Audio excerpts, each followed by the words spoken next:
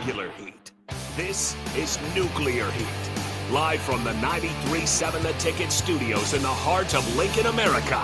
Bringing you the latest from the Square Circle on 93.7 The Ticket and theticketfm.com. Here is your host, Jake Bakovic.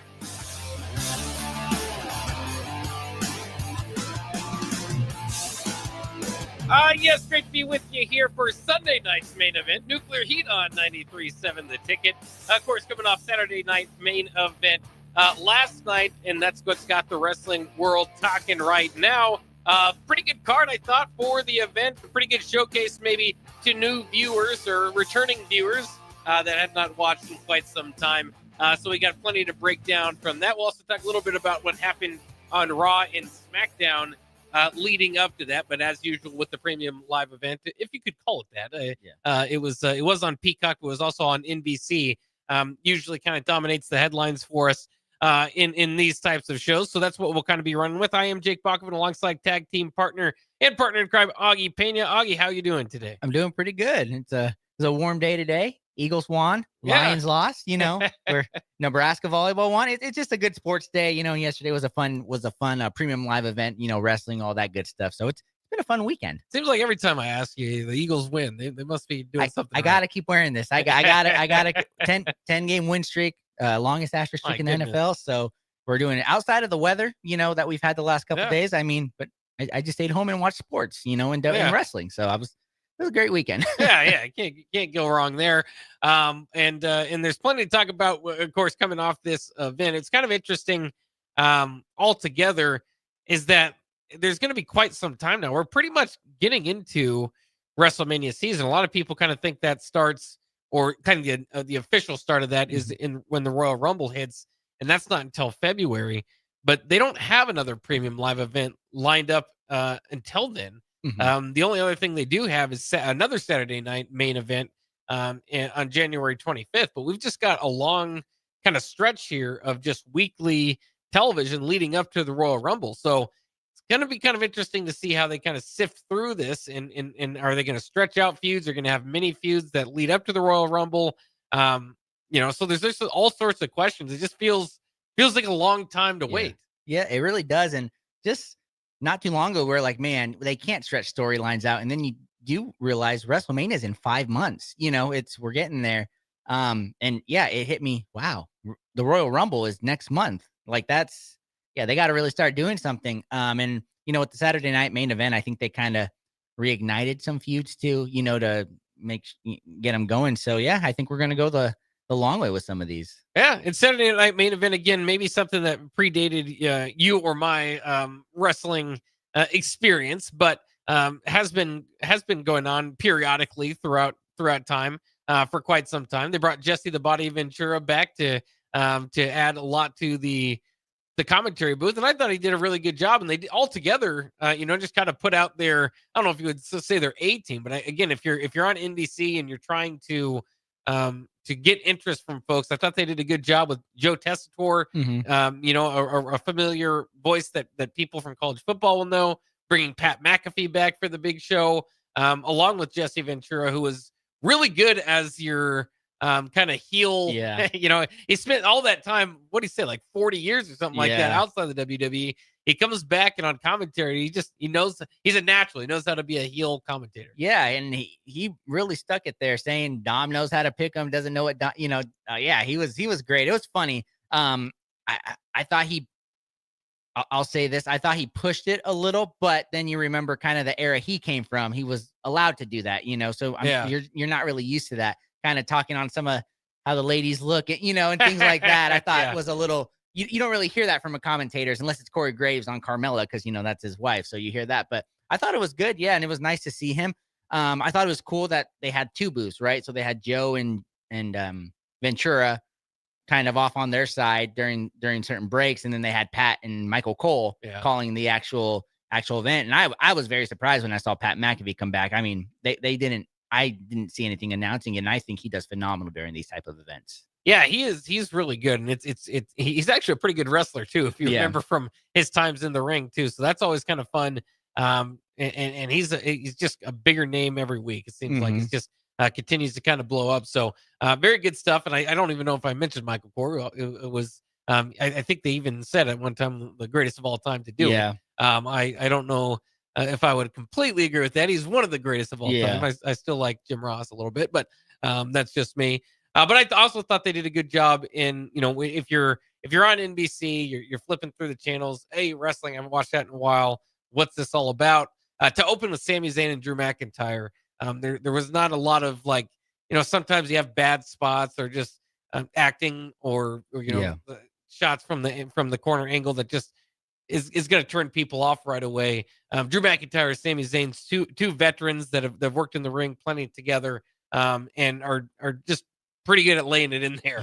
So I thought that they put that was a great decision to open up with them. Yeah, I saw that too, because I was thinking about that, before. I was like, man, how are they going to start this? And then who's going to, because it's all predetermined, or depending on how interesting the matches are. And I thought that was a great one. As soon as I heard Drew McIntyre's music go off, I was like, they mean business. They're really trying to get it here. And you're right. It was great. I thought it was a banger. Like you said, no bad spots on there. And then ultimately, the guy who won, I think, is the guy who kind of needs a little bit more. The guy who has a reason for going after everybody like he is now. So yeah, and Drew McIntyre, to set up the match too, has been in his return just been targeting the OG bloodline, if you will. Has basically been declared the guy that took out Jay. At one time, Sammy thought that might be Seth Rollins. Of course, after the Seth Rollins fight with Sammy, McIntyre then claymored him. Then on what was that, Monday or Friday, one of the nights, he came out and claymored Jimmy. Yeah, so he's targeting everybody. So they kind of did a good job of setting that up. They did mention, I think, a few too many times that Sami Zayn has not beat Drew McIntyre in a one-on-one fight, and it didn't feel like he was favored to do so here either. You said that Drew needs it. Sammy's always interesting because he's kind of a good guy, and right now the OG bloodline is positioned as the good guys to a degree.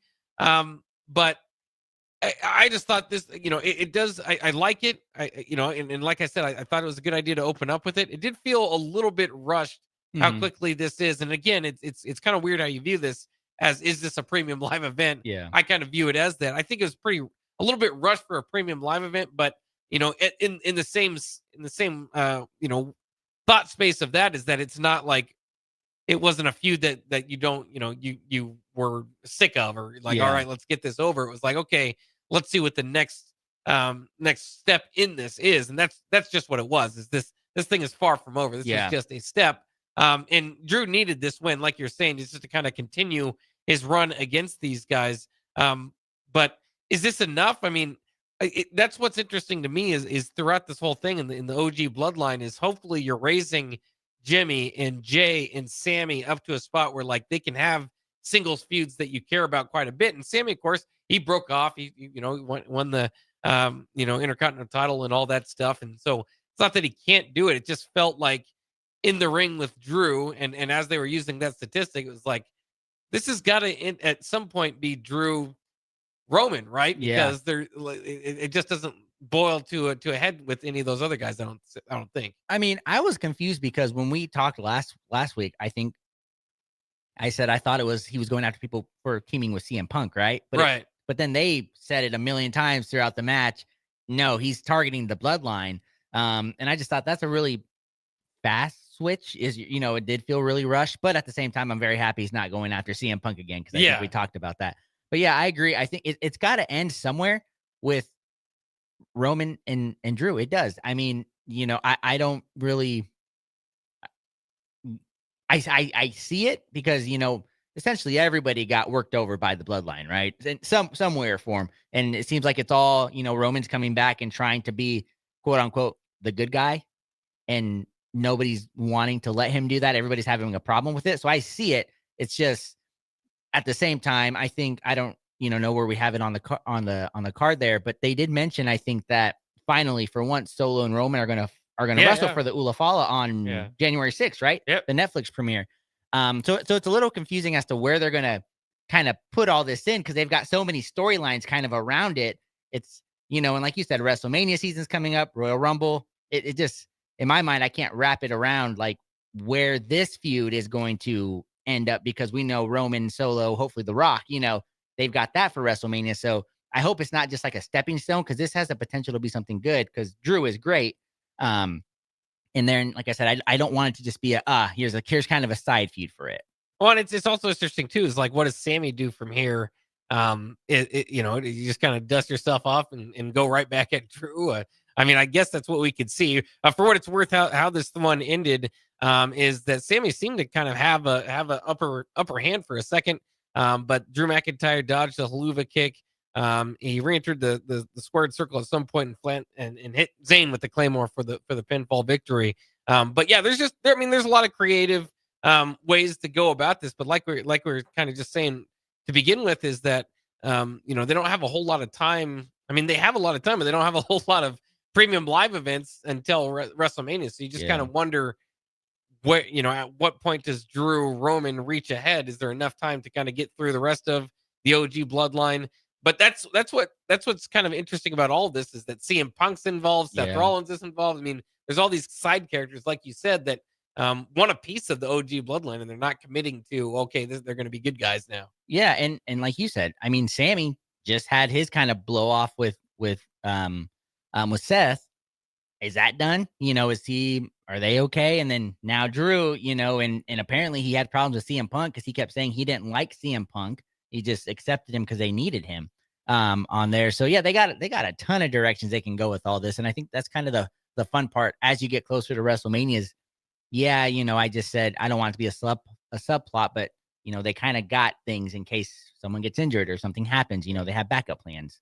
Yeah, we've seen plenty of injuries over the last couple of weeks. So you always need to have a backup plan there. Let's move to the next match there. Speaking of injuries, Women's World Championship match between Io Sky and Liv Morgan. Looked at one point here that Liv Morgan may have broken her nose with Io Sky knee to the face. But ultimately, this matchup did go to Liv Morgan. Sky actually was setting up for over the moonsault, which I just love. Stepping on your opponent, get up there and posing. But Morgan got her knees up and then delivered the Oblivion for the victory.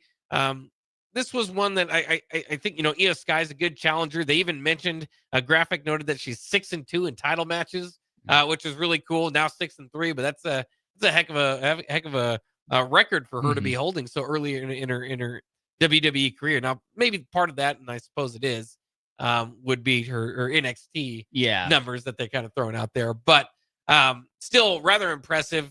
Io Sky, they did their best a little bit again Friday night to kind of have Liv Morgan and Io Sky kind of go back and forth and one up each other. But the problem with not just this match, but altogether, was there wasn't a whole lot of expectation that the challengers were going to beat the champions.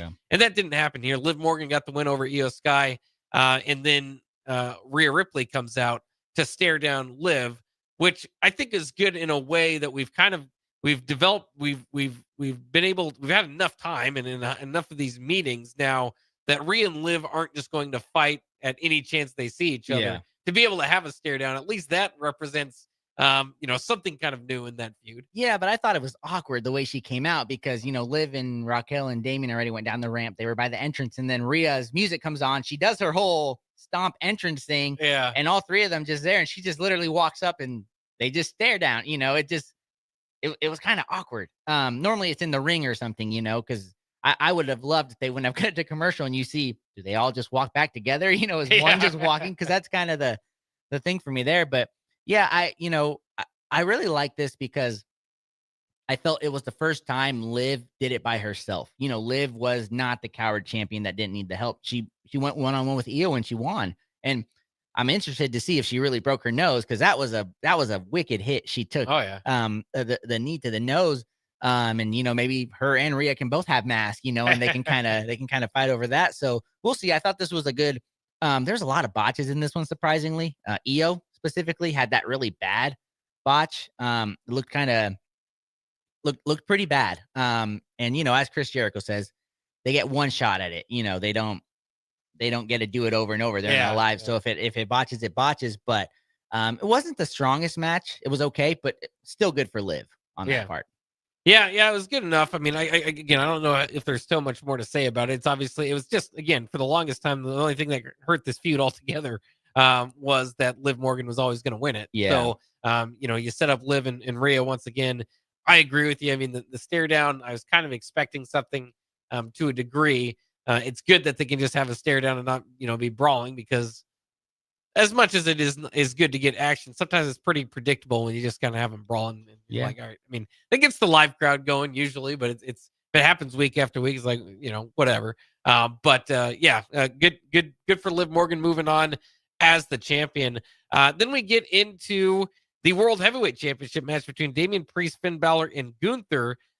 This had previously been set up for Finn Balor against Gunther as a singles match. Damian Priest was added, I believe that was Monday night.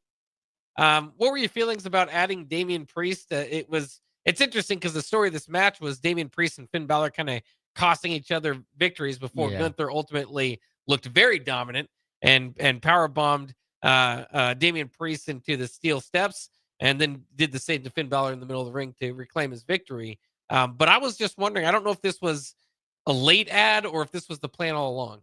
I mean, it was a late ad because it was Monday after, our last show. And I was confused because just kind of on Monday, Damian saved Gunther from a Judgment Day attack.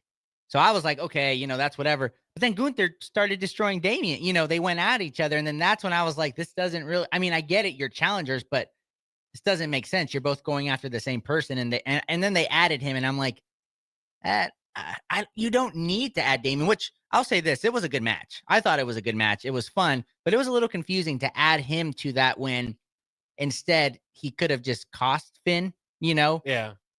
I don't know. You put it in there to make sure that nobody really looked bad, because I didn't think anyone really looked bad. They all looked good in the ring. I guess it was a way to just protect all three of them.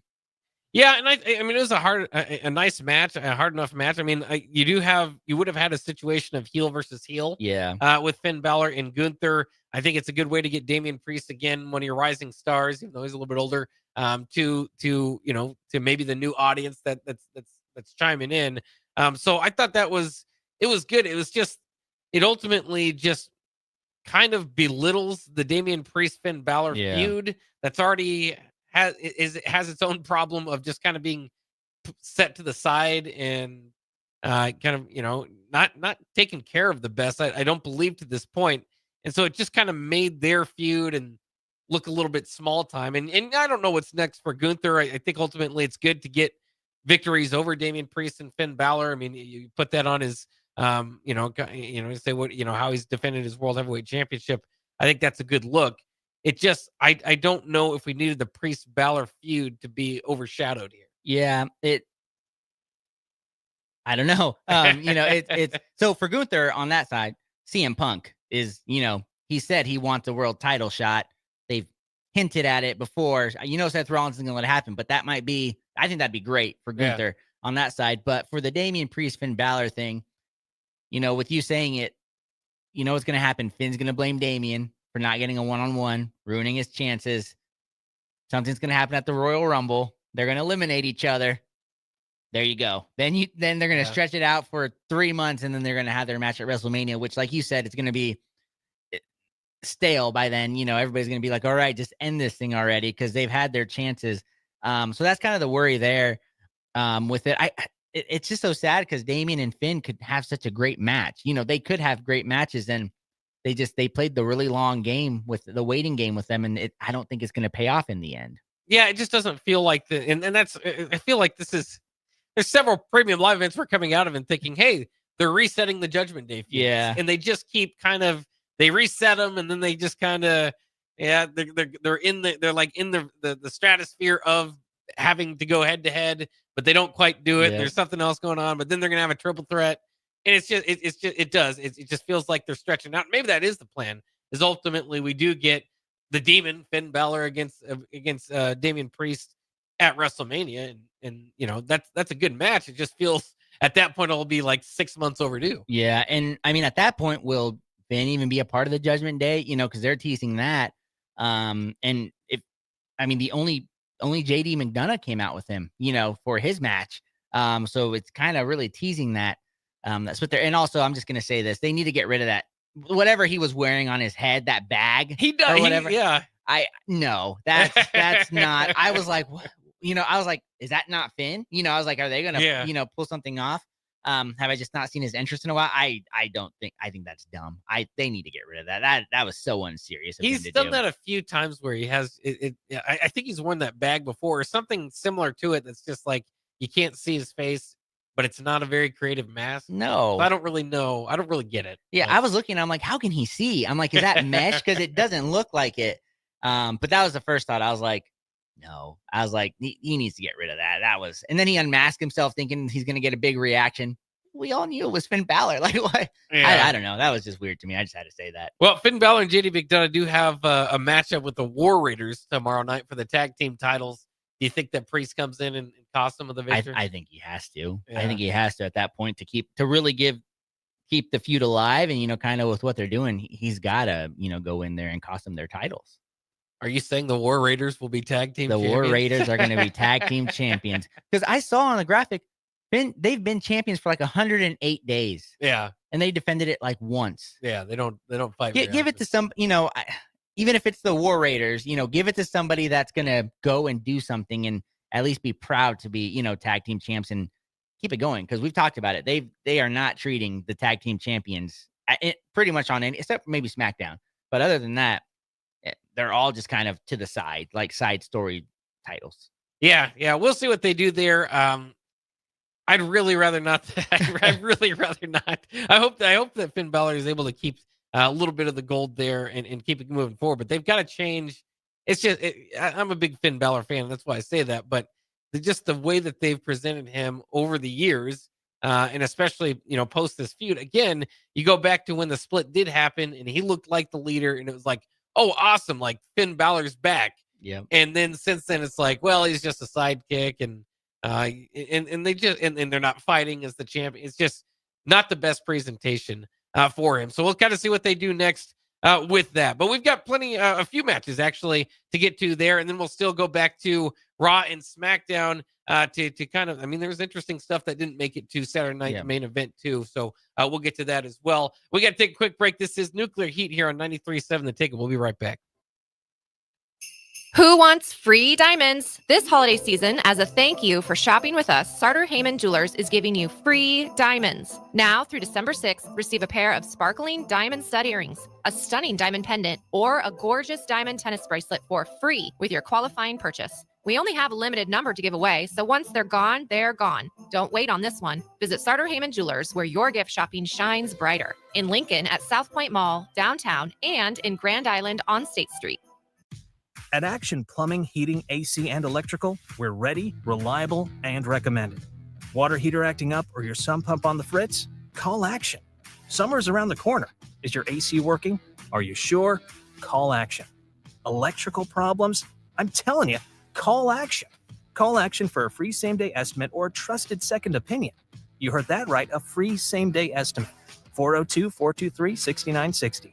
ActionLincoln.com. Hi, Sean Callahan here for Coppell Chevrolet GMC, wanting to thank you all again for your continued service. November is off and running. Check this out. Get up to $12,000 off or 0% financing on select new vehicles. We have great lease specials with new Trax and Trailblazers starting at $299 per month and new Blazer EVs leasing for $399. Great payments, discounts, and of course, 0% financing. So make that short drive down 144th Street or check us out online at CoppellCars.com. You'll be glad you did. All finance with approved credit, leases with $2,500 down. This holiday season, recharge with the Planet Fitness Black Card for just $1 down and $24.99 a month. So instead of fighting a stranger in the mall over a stuffed T-Rex, bring a friend for free and work out on the TRX.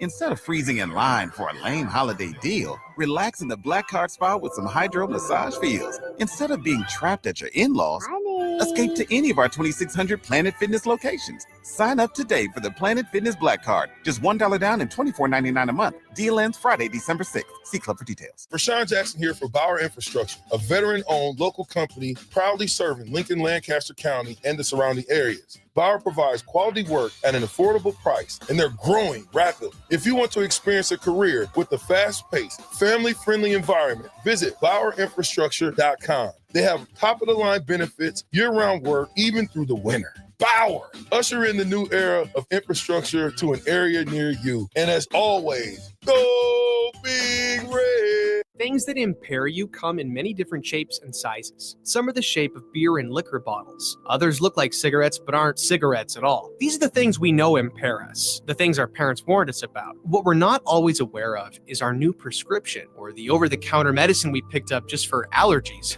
or a bad cold. See, it doesn't just matter how much of a substance you take. If you are impaired, driving is deceptively dangerous. Don't drive impaired. Paid for by the NDOT Highway Safety Office. In every office, there's two types of people. There are those who bring in bagels and those who eat the bagels that someone else brought in. Everybody likes the first person. Be that first person. Weekday mornings at 7:30, you have a chance to win a business box of bagels from Bagels & Joe. All you have to do is shut up, Sipple. 2 questions for you, 2 for Sip. Win, and the bagels are yours. Lose, well, you don't want to lose. You lost Monday, you lost Wednesday, you're a loser. Shut up, Sipple. Weekday mornings at 7:30, brought to you by Bagels & Joe. 93.7 The Ticket is proud to provide listeners with daily opportunities to win contests and prizes on our airwaves, and would like to take this opportunity to remind you of a couple rules. All participants must be 21 or older and must wait 30 days after winning a prize before participating in another contest. Once you win, you have 30 days to pick up your prize at the K&TK Studios, 1040 O Street in Lincoln, or your prize will be forfeit. Thank you for participating in our contest, and thank you for listening to 93.7 The Ticket. Early break. There's quite a situation going on. What? Jake's been asked to step away on Fridays from now on. Yeah, they want to bring young Ben has been dubbed as the curse breaker. He's been dubbed as the curse breaker, and Jake's been asked kindly to step away. Just for Fridays. Just Fridays only. Game day only. Game day eve only. Early break from 6 to 8 every weekday morning on 93.7 The Ticket. It's the holiday season. Time for work parties, friend get-togethers, family gatherings, which means lots of eating. Maybe you think you've perfected your holiday meals, and maybe you have no idea where to even start. Let's fix that right now. No holiday party is complete without Führer's cheese spread. It goes well with any type of cracker, pretzels, apples, chili, vegetables, chips, and of course, it's perfect to pair with wine or beer. Holiday meals aren't complete until Führer's cheese spread is on the table. Find your own container at your nearest local grocery store today.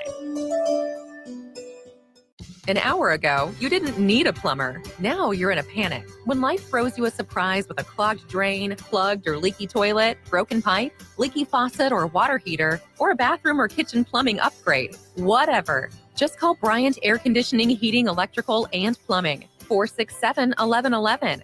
Keep that number handy, 467-1111. Or go to BryantLincoln.com. Bryant Air Conditioning, Heating, Electrical, and Plumbing. We do whatever it takes.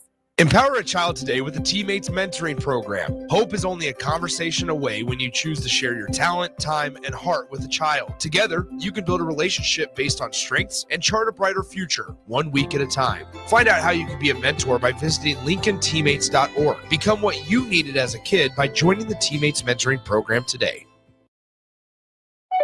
Back to Nuclear Heat with your host, Jake Bakoven. On 93.7 The Ticket and theticketfm.com.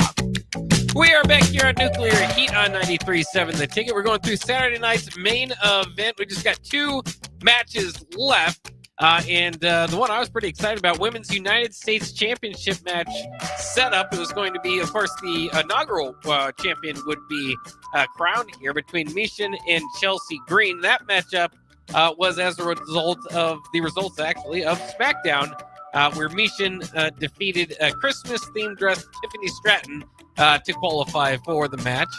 And on the other side, Chelsea Green defeated Bayley with Unprettier to get into this match. Before we get into this match in particular, let's go ahead and just complain that it wasn't Chelsea Green and Tiffany Stratton, because I know that's what you were thinking. That's what I was thinking. Now, it's good because Chelsea Green has had a background with Misha. And of course, she had been fighting her. They had, what was it, the dumpster match? I can't remember exactly how they labeled that. But of course, she also had that big moment at Money in the Bank where it basically came down to her and Tiffany Stratton. So I thought that that's where they were going to go. I thought it'd be fantastic to put Chelsea Green and Tiffany Stratton, again, in front of this new audience on NBC, potentially bringing in people, showing kind of what their card is. And then the other thing is, you think, well, they obviously, and they did it pretty quickly on SmackDown, is that after Tiffany Stratton lost, they kind of showed it as Candice LeRae, and she's kind of been manipulating things backstage, Yeah. and is trying to get in favor with Nia Jax, and so it makes sense along that storyline. But I think it would make more sense, and it'd be a bigger deal if Tiffany Stratton was this close and didn't quite win the championship. That would add another layer to her character and her Money in the Bank briefcase. But they decided to go with Mishin, and they put on a good enough match. I think Chelsea Green, because of how good she is at acting and how good she is as the Karen character, you kind of forget that she actually can go in the ring pretty well. And she did that here. Obviously, Piper Niven is at her side, so they as somewhat of a heel faction, they've always got to use that to their advantage. And Niven did distract Mishin, ultimately allowing Chelsea Green to come off the top rope and hit in prettier in this case for the victory. But very, very cool. First United States champion goes to Chelsea Green, which I think it was great booking. That's what I would have done. Maybe, if I saw the field at the beginning, and it's just fascinating to see what they're going to do with their character moving forward. Yeah, I was really happy for Chelsea Green. She was, we said, she's probably our pick. There it would have been. It's fun. I think she deserves it. Like you said, she's a great character, and she can wrestle when given the opportunity to, and she's not getting squashed. But on the other thing, with the whole Tiffany Stratton thing, this just adds on to what we were talking about of, like, you have a great superstar, huge potential, somebody you were, building up. You give them the Money in the Bank, and you've done absolutely nothing with her. Like you said, I didn't want her to win it, but get her into the final against Chelsea Green, because no offense to Michin. Michin, is not a wrestler that I don't think anybody really wanted to win that title. And some could, she probably has her fans. But she's been around for a very long time. She is part of that. I don't even remember their name anymore. Oh man, I don't even remember Retribution, right? Is that I think she's got to be the last member of Retribution on the roster. I think so. And she's Slapjack's still around. Oh my, T-Bar, Mace. T-Bar. Oh my gosh, we just went back in the past there. But somebody who's worked her way back up, and we said she's been getting some wins and things. But man, you got to have Tiffany Stratton, like you said. The inaugural championship, NBC, some new fans. I mean, she can put on the moves, all that stuff. And she's your Money in the Bank winner. I like that. Yeah, there's a lot going for it. And if Chelsea Green can beat her, I feel like, okay, that's a big, hey, you beat somebody sort of established, for that championship. Instead, you beat Michin, who, like I said to her, she's building her way back up, but that's not an established name on there. And I just feel like they really missed the title, the chance there. But don't get me wrong, when she lost on Friday, I was terrified that she was going to cash in on the United States Championship. And I was like, no. I was like, that'd be the worst thing on there. So we'll have to see what they do, because I'm gonna be honest, I'm getting bored of Tiffany Stratton character right now. As Money in the Bank. Yeah, as Money in the Bank, because at this point, I don't even care who she cashes in on, and I don't care when she does anymore. And that's what you don't want that to happen. You want there to still be some intrigue with it. So that's kind of my 2 cents on the Tiffany Stratton. But Chelsea Green, hey, that's amazing.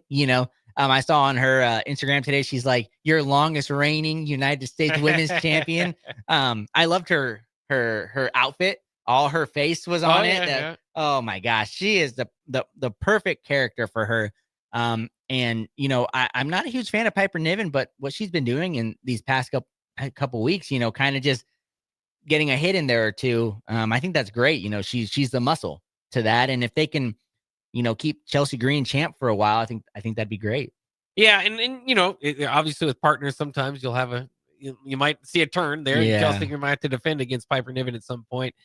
So that could be some interesting stuff too. But again, it's just going to be fascinating to see what Chelsea Green does as champion. I was worried that they might not give it to her. Like it seems obvious from the outside. Push that woman. She is incredible. But she's incredible without, she's in the, and some wrestlers get to this point where you do such a good job of being a character that it doesn't really matter if you win or lose. And then the company picks up on that and never kind of pushes you to the top, because they can always use you as an entertaining character.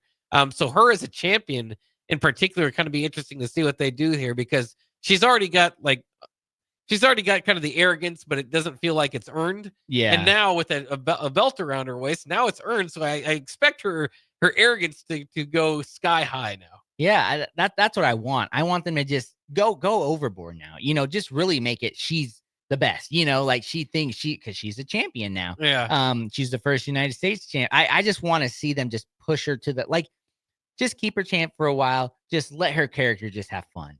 Just do it. You don't have to change it in any way. Just turn it up a little bit. On all that, like you said, with the ego and everything, and just let her have fun. I think that'd be the best thing you can do for that title. Yeah, and for her. Yeah, I just think it's fantastic. Again, more screen time for her, the better. And now that she's got a belt, there's no reason not to have more screen time of her. She's been kind of fun, kind of poking at Bianca Belair, I suppose, who might be up to some stuff, but maybe you got something going on there. It's going to be interesting to see what feuds they put out for. Maybe Mishin will come back looking for another battle because she did win the dumpster match. Yeah. So who knows? But that's I think that's interesting. And like you said, though, too, it's crazy with Tiffany Stratton to the point of, that Money in the Bank briefcase as kind of her accessory is supposed to be something that just kind of keeps her character hot and puts her over and is always dangerous. And she just feels like she's continuing to be pushed down the card. And again, I think, to your point earlier about Jesse Ventura, I don't want to get too far into this, but her Christmas outfit, I mean, I know that got a lot of people talking, so she's doing everything she can to keep her character hot, even through not the best booking. But it's frustrating when they do this, because they could have had her cash in that night, win the championship, and we'd all be ready for her championship run. Because again, I brought this up before, but she was brought in as this, like, speaking of arrogance, like, she just wasn't going to be scared of anybody. And I think part of that, she was beat Becky Lynch and stuff in NXT, but so there was reasoning behind it. But she just went from this character of like, well, we don't know much about her, but she can go with anybody, to she's just kind of piling up losses, falling down, like even in order, like the pecking order of Candice LeRae. I know she's been rising up a little bit, but she's not falling in they're like booking her to eventually fall below Candice LeRae. It's just, that's not the way I would have done it with a hot superstar with that briefcase. But again, it's what they do, over the years. But it's like they have to bring her down so much that when she cashes in and wins, it's a surprise. Yeah. Rather than just have her cash in and everybody would still be excited. I feel like they're overthinking it. Yeah, and I'm gonna ask this: who have you ever seen so many missed opportunities at cash-ins, like fake by one superstar? I know we get one or two, but it seems like every other week she has an opportunity to cash in, and something happens. She's part of big feuds to cash in, and it's like they're teasing us the most that they've ever teased us before. It's like I probably 20 times, since she's had that belt or that briefcase. Say Austin Theory is the only other one that comes to mind. He doing that and then look at what happened to him. His career, essentially, where's he at? His career's done. Well, not done, but it went in the gutter from where it was. He was the golden boy, the chosen one. They made some mistakes with that. I really hope they don't do that with Tiffany, because as you said, she was a young superstar that could just do everything, and now look at where she's at. I mean, when's the last time she's really won a match? Yeah. I think they recently booked her to win one. And it was like surprising that she won. I was like, all right, well, maybe they've decided to turn it. Of course, it was in that in the triple threat to move on to the next round, I suppose. But I mean, they've got to do a better job with her booking. All right, let's go move on to the main event. Undisputed WWE Championship match between Cody Rhodes and Kevin Owens. A pretty grueling match. Interesting in that Jesse Ventura, again, as the heel commentator, was kind of taking Kevin Owens' side, and you've got these different ways to view what's been going on, type of feud between these guys to begin with. Kevin Owens brings in a steel chair that Cody Rhodes ultimately utilizes to get the victory before Kevin Owens can. This with two net referees being knocked out. KO did at one time pin Cody. If there was a referee, would have got the 3 count type of deal. But just kind of fascinating way to book this. And again, I think Jesse Ventura probably, with the new viewers, they were probably confused about who is the heel, and I think Kevin Owens is probably going to use that when he gets back and kind of say that kind of exact thing. even though he brought the steel chair in. But all that was interesting enough. Again, never really thought that Kevin Owens was going to win this match. Cody Rhodes is the golden boy after all. And we're getting closer and closer to WrestleMania season. The interesting thing is once the show went off air, then they had Kevin Owens hit Cody Rhodes with a sort of power bomb that has been declared illegal in the WWE for years. Same type of thing he did to Randy Orton to take him out. And now WWE is reporting that Cody Rhodes had to be sent to the hospital. He's got, neck problems and back problems as well. And it got heated enough, they stretchered him out or whatever, that Triple H came out and started pushing Kevin Owens around, and Triple H can't wrestle anymore. So just very interesting way to book all of this. I mean, because they didn't do that on TV. No. So they did it kind of get your socials going, get you interested.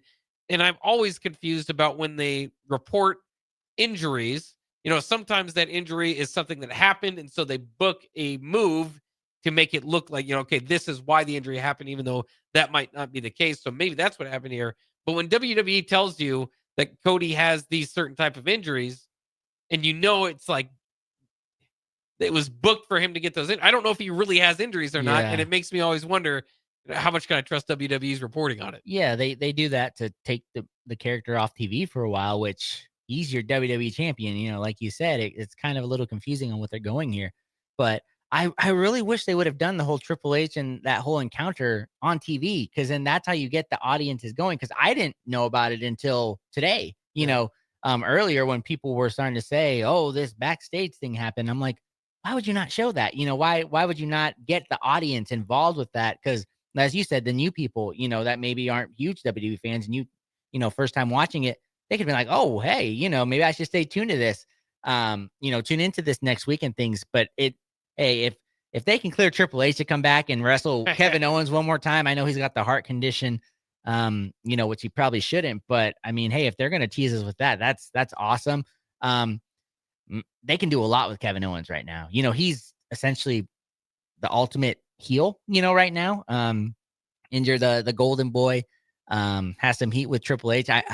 I'm just really curious to see where they go with that. And as for the match itself, I mean, I would love to see Cody Rhodes go heel, which I don't think is going to happen now. But hey, using that chair is kind of a small step in doing that. Yeah. And you wonder too if Randy Orton will return. Maybe maybe that's the next step of this kind of 3-part feud, that Randy returns, and then him and KO go at it for a while till give Cody some time off. But it's interesting to see what they do there. There's obviously thoughts of, well, is he gonna have to give up the title, the winged eagle version of the title, by the way, that they use? But I don't know. It leaves you wondering, and it leaves you interested for this week. But I agree, it probably should have been done on TV. Though you said something that just triggered something. What they could do here: Randy Orton, Kevin Owens next, right? They get involved. Randy Orton, Kevin Owens, Cody Rhodes for the title. Randy Orton wins it. They switch. They swap. The World Heavyweight Champ, the WWE Champ, Netflix, or Raw, SmackDown, who's coming back to Raw and needs one more title to have the most titles. John Cena. Oh yeah. You then can have Randy Orton versus John Cena one last time for that title, and I'd be totally fine if that's the way they decide to go with this. That would be fantastic. So a lot of stuff kind of out there as far as possibilities moving forward, and that's where you want to be in WWE as a fan. Overall for the night, I thought the presentation was good. I thought it was again, to be on NBC, I thought the card was good. A little bit paint by the numbers based on the results, but you kind of knew that going in. I've seen it described as kind of a house show on TV type of deal, where you knew none of the championships were going to be lost. But we ultimately did have at least one championship change, and that Chelsea Green won, the first U.S. championship. So definitely, hopefully interesting enough to bring people back in again for their January 25th Saturday night main event. Yeah, the one thing is, now me as a WWE fan, I will remember that Saturday Night Live will have commercials during the matches.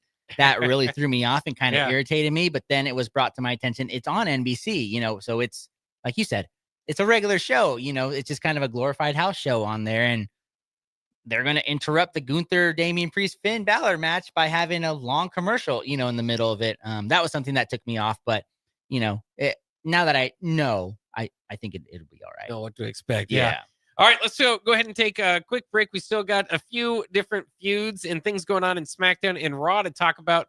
When we come back, and we'll also preview Raw. We know a few of the matches that will be coming on as well. So we'll do that real quick when we come back here on Nuclear Heat on 93.7 The Ticket. Needs of your business, employees, and customers. Call General Fire and Safety today at 402-261-0116. Rashawn Jackson here for Bauer Infrastructure, a veteran-owned local company proudly serving Lincoln, Lancaster County, and the surrounding areas. Bauer provides quality work at an affordable price, and they're growing rapidly. If you want to experience a career with a fast-paced, family-friendly environment, visit BauerInfrastructure.com. They have top-of-the-line benefits, year-round work, even through the winter. Bauer, usher in the new era of infrastructure to an area near you. And as always, go Big Red.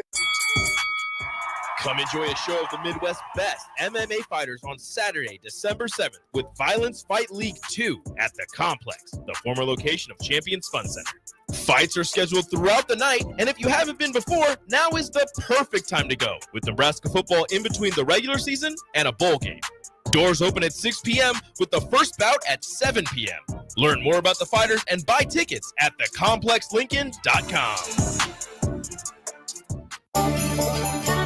Slay the holidays this year with a gift that'll really get them going. One that's built to win, like the new Honda CRF-R Motocrosser. One that's built for fun, like a Honda Mini Moto. Or one for each member of the family, like a Honda CRF Trail Bike. At Rod's Power Sports, you'll find the motorcycle, ATV, or side-by-side they'll love. During the Honda Gifts That Go sales event, you can slay the streets in style with a Grom Mini Moto, slay the trails with the CRF 50F, or pile into a Pioneer 1006 Deluxe Crew that can carry 6 elves over the fields and through the woods all year long. This year, don't just give any gift. Give the gift of outdoor adventure with a ride they'll never forget. Don't miss out. Head to Rod's Power Sports in Lincoln, Nebraska during the Honda Gifts That Go sales event. It's your chance to slay the holidays and your gift list. Dealer participation may vary. See dealer for complete program and safety details. At Farm Bureau Financial Services, we strive to provide you with the right coverages for all your insurance needs by taking the time to meet with you and review what coverages best fit your needs. So whether you're in the market for home, auto, farm, business, life, or a combination of any of these coverages, we can help with making sure you, your family, or your business have the right coverage based on your individual needs. If you would like to review your insurance needs, please contact Ben Spurt with Farm Bureau Financial Services at 402-217-9945 or through email at ben.spurt@fbfs.com.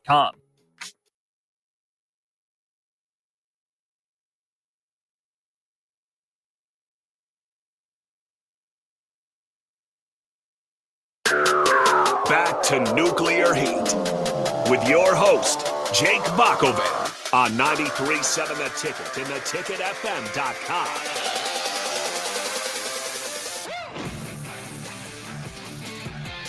Welcome back to Nuclear Heat here on 93.7 The Ticket, ticketfm.com. I'm Jake Bachman alongside Augie Pena as we are going through this past week in wrestling. We just broke down Saturday Night Main Event. If you missed it, head to theticketfm.com and check out our podcast page for that. But I did want to get through a few storylines that are happening on SmackDown and Raw in this past week. Let's start with Raw. Because it's been kind of interesting. People didn't like this particular booking decision. The Final Testament and Miz squared off against the Wyatt Six.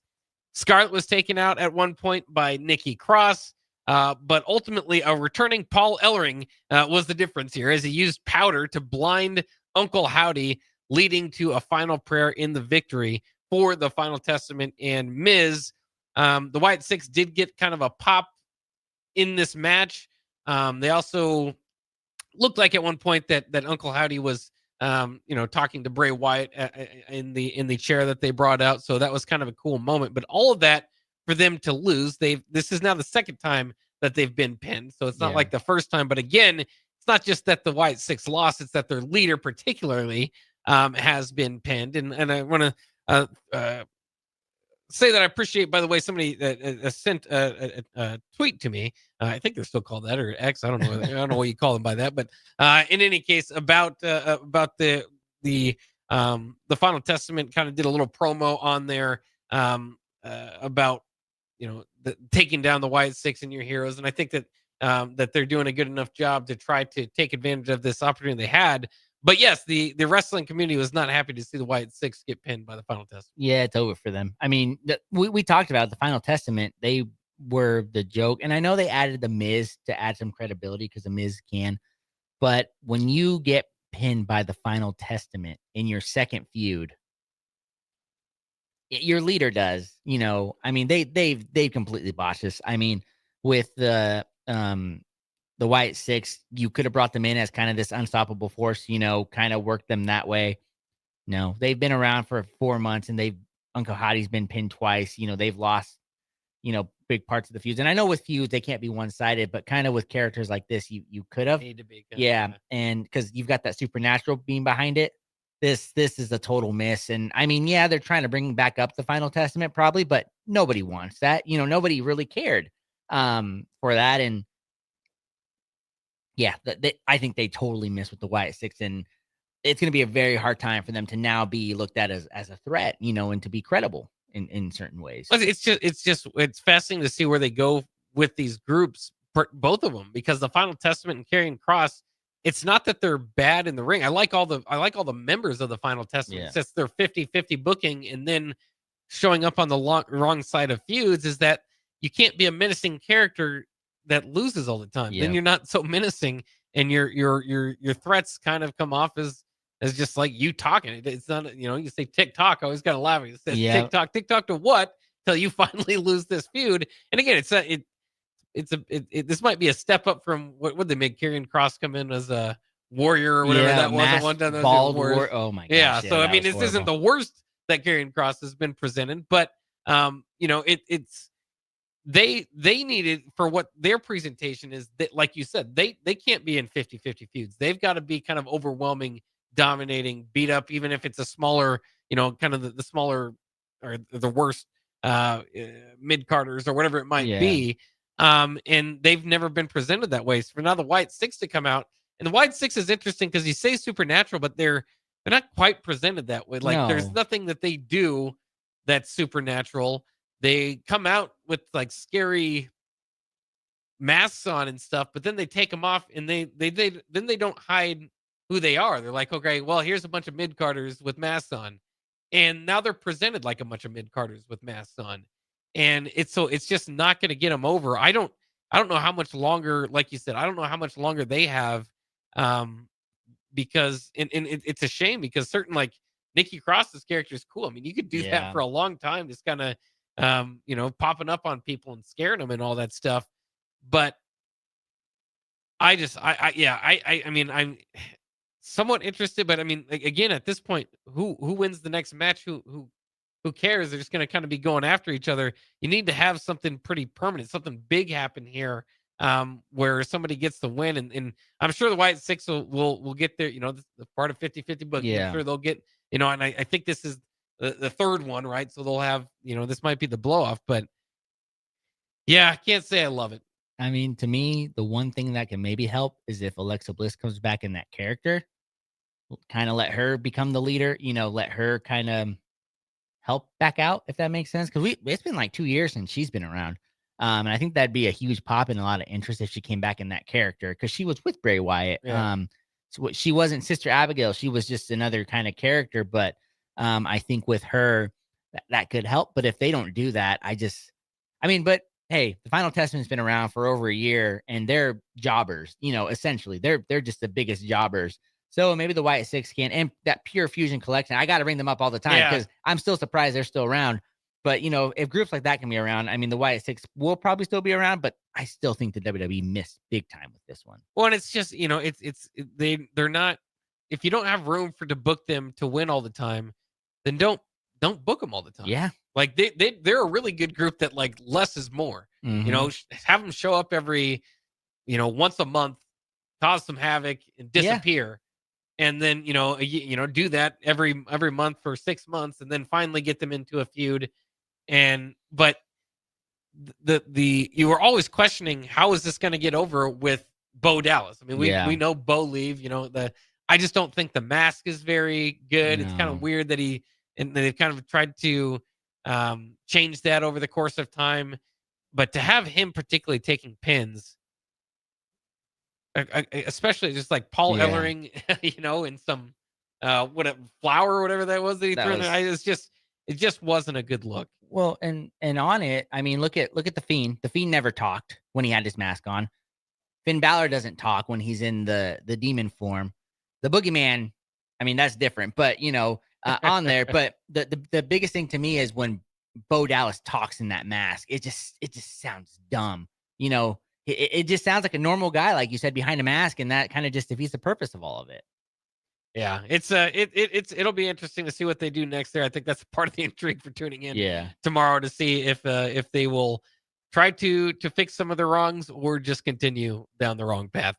Real quick, before we get to the end of the show, we already mentioned Finn Balor and JD McDonough against the War Raiders tomorrow for the tag team titles. We also have Braun Breaker and Ludwig Kaiser for the IC title. Of course, I'm a big Ludwig Kaiser fan. I don't think this is the night that he's going to take home his title. Though. Sorry. Yeah, probably not. Should be good, though. But yeah, it should be a good match, and I think it's fine to kind of continue to tell the story of him coming up a little bit short. You can kind of get some angst between him and Gunther about that. Yeah. And eventually, I think his time will come at some point. But again, you wonder where they go next because Ludwig took out Sheamus.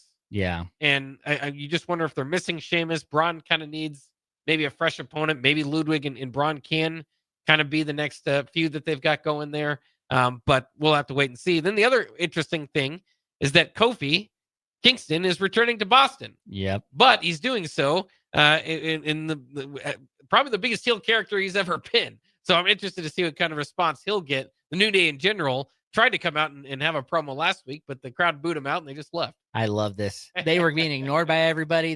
This is the best thing that could have happened to them. They can essentially go nuclear heat. They can go the Dominic Mysterio route here, and I'm excited for it. Yeah. So plenty to look forward to tomorrow night. Again, a long time for them between premium live events. So it's going to be interesting. I always say some of my favorite episodes are right after the premium live events to see the new feuds and the new directions they're going. So it'll be interesting to tune in to Monday Night Raw tomorrow, and of course, to Friday Night SmackDown as well. Don't forget Monday Night Raw moving to Netflix January 6th, and they also did announce that Roman Reigns and Solo Sikoa will be fighting for the Ula Fallen. So finally, we'll see an end to that feud, perhaps. Will it end there? I mean, because that's what we've been talking about. That's all they need to do. So they're giving it an end. So let's see what happens. Yeah. We got plenty to talk about next week. We'll talk about this week in wrestling next week on Nuclear Heat on 93.7 The Ticket.